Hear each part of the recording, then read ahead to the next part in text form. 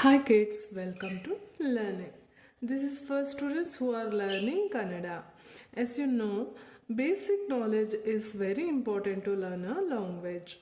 So those basics are in Kannada, Kannada alphabets, Kannada Kagunita and Kannada Ottakshara. In this video, we will learn how to write Kannada Varnamala letters. The next letter is I.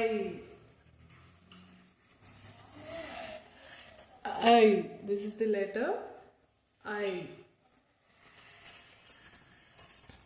We start like this and end like this.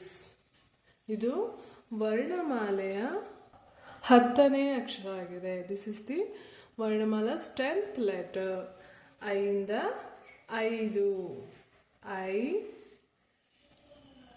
5. I ಬರ್ದು ದಾಕುಂಬು ದು ಐದು ಇದನ್ನು ಹೀಗೆ start ಮಾಡಿ ಹೀಗೆ ಬರೆದು ಹೀಗೆ end ಮಾಡಬೇಕು. 5 ಅಂದರೆ ನಂಬರ್ 5. 5